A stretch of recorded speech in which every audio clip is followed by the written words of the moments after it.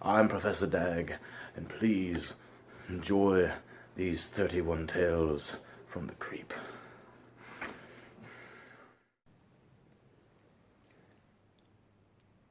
Chapter 24 The Intelligence.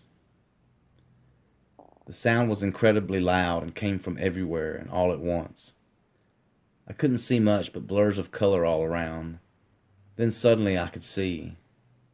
Above me was a bright baby blue sky and I could hear singing.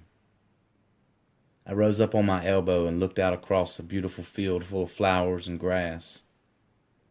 The wind blew gently across my face and the sun was hanging high, a yellow beacon way up in the sky. Little fluffy clouds danced all around and trees whispered softly as I viewed all I could see. I got up to my feet, feeling the earth beneath me, supporting me, standing me tall. I took a step towards a patch of flowers and grabbed a handful and took in the most wonderful smell. I walked along further, seeing a path, so I started down it. As I walked, I heard the singing again, harmonies all in tune and in perfect rhythm. I looked to my left and saw a delightful bubbling brook and a deer drinking along its bank. The deer looked up and over at me, then resumed its drinking.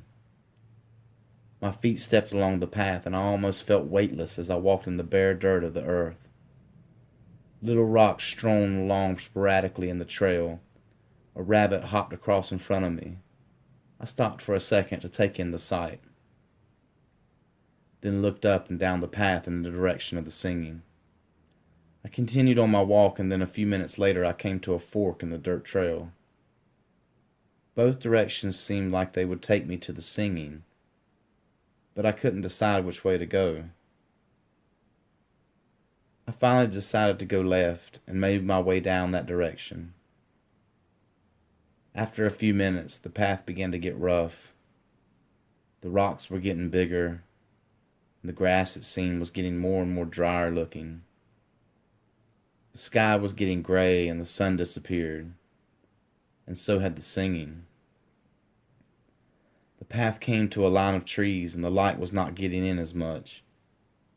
I continued to walk, and as I did, it got darker and darker and finally pitch black. A few more steps and I could not see my feet any longer, but I felt I was still moving. Hearing crunching sounds beneath me and a small breeze, it felt like. Then silence and no breeze. I couldn't tell if I was still moving, but I was still here, wasn't I? I was still thinking.